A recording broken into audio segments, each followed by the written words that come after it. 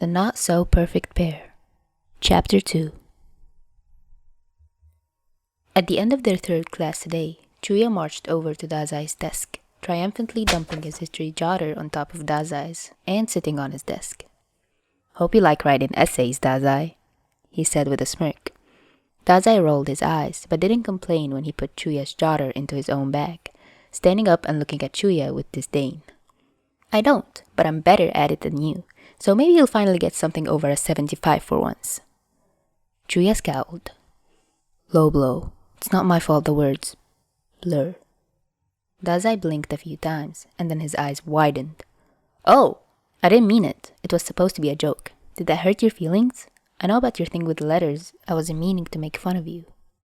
It was Chuuya's turn to pause and think. Dazai was apologizing? It was common for Dazai to not understand how something may affect another person emotionally, or to struggle to understand why some people can't put their emotions aside. But for him to apologize about it was weird. Not a bad weird, though. Chuuya cleared his throat, slipping off Dazai's desk again. "No, it didn't hurt my feelings, it just annoys me." Dazai nodded, and the two left the class, squeezing through the crowded halls as they headed for the art department. Chuuya walked just behind Dazai, a firm grasp on the strap of Dazai's bag as people knocked into them left and right. The halls were so crowded and loud. His chest felt weirdly tight, and his head was hurting even worse than it had when he woke up.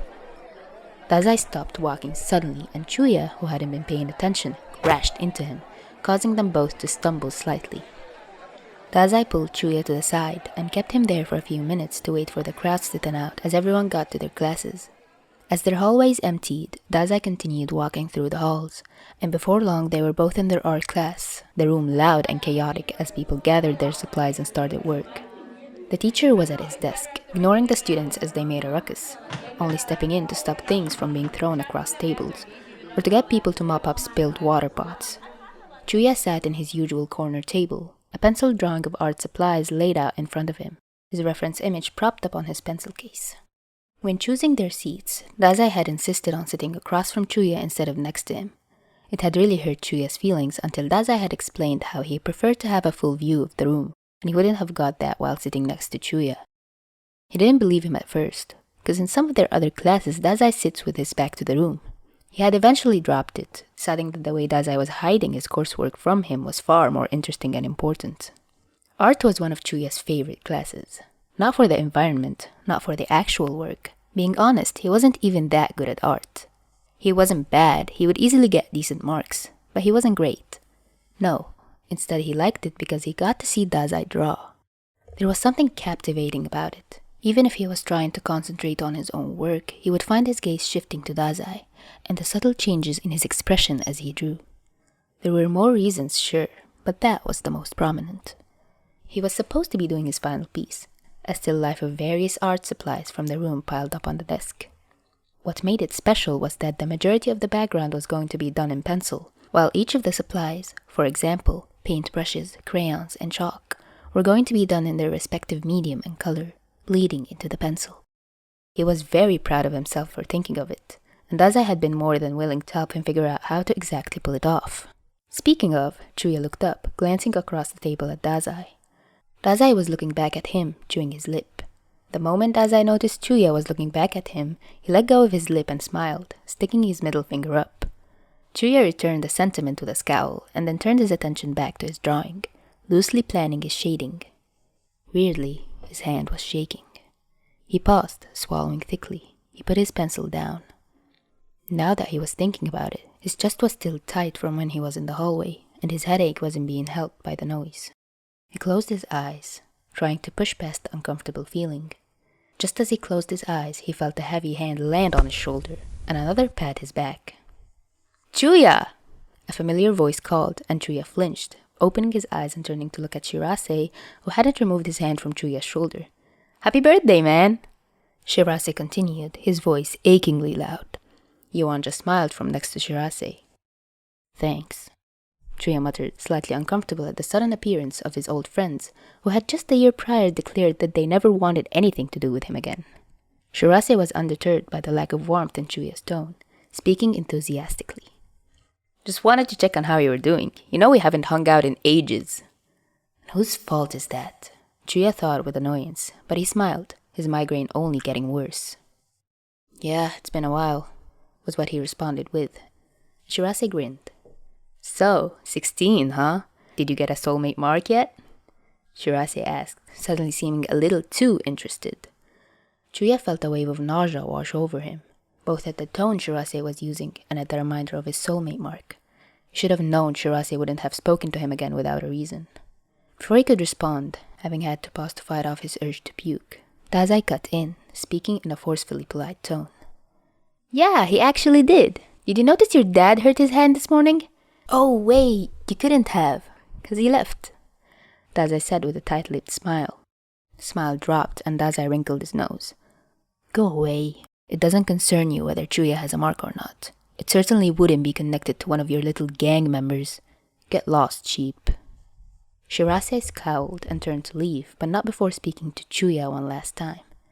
You should really find yourself better friends, not ones that are depressed emos.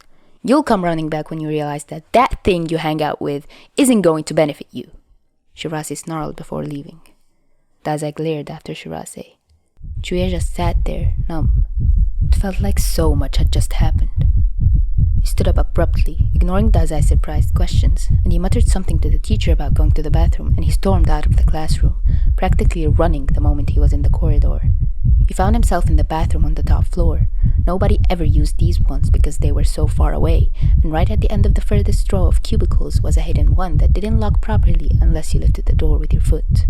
He slammed the door shut and locked it, sinking to sit on the ground, dropping his head into his shaking hands. He was breathing rapidly, and his vision was blurring, tears gathering quickly. They dripped down his cheeks, his shoulders shaking as he tried to calm himself down. There wasn't even anything really wrong. He had slept fine. He wasn't mega worried about his exams. It was just his stupid soulmate stuff, and his stupid old friends, and his stupid feeling of hating change, and... The stall door banged. Chuuya's head shot up, the small sobbing sounds he hadn't even known he was making stopping instantly.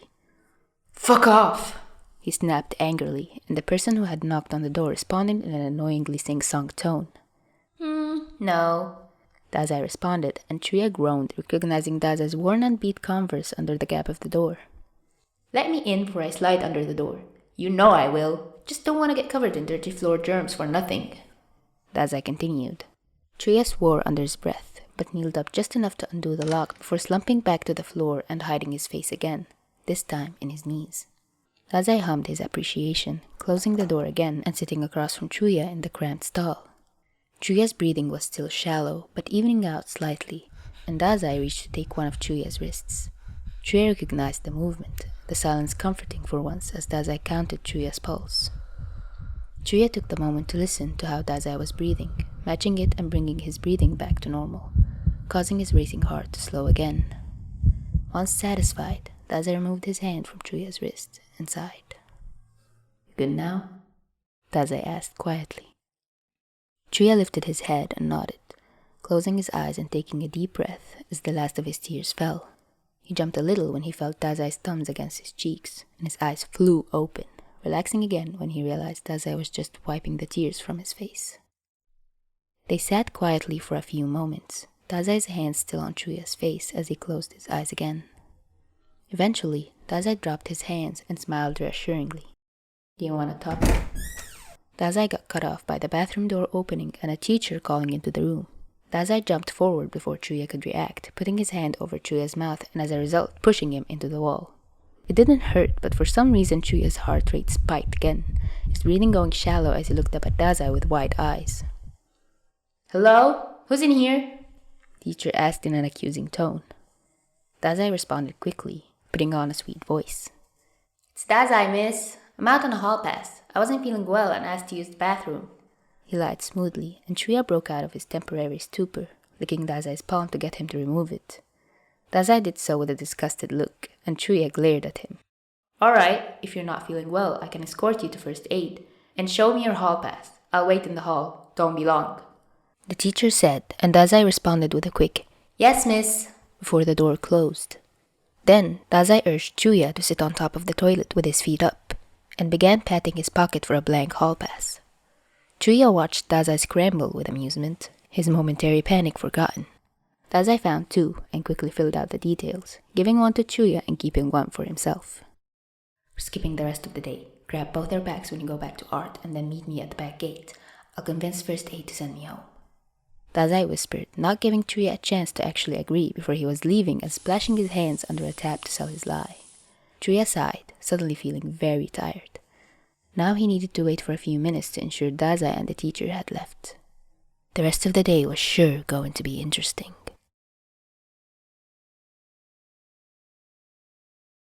So yeah, author's notes. Chuuya is dyslexic and Dazai has dyscalculia because I said so.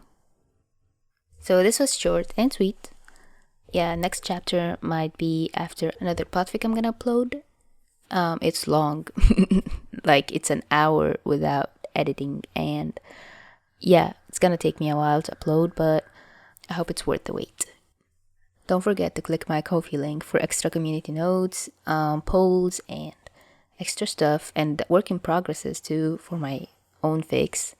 Also, my first video in 2025. Woohoo! Starting this channel was one of the best decisions I've made in 2024, just in terms of sharing something I love and getting support for it, endless support. I love you all so much for all the encouragement you've given me to continue this channel. Thank you all so much for following, supporting, liking the videos, sharing your favorite moments, sharing your favorite fics, and oh my god, are we getting sentimental here? Oh no. I truly wouldn't be able to show my appreciation in words alone. So take it from me, like that, in face value. I love you all so much. Happy 2025. Thank you for listening, and see you next time.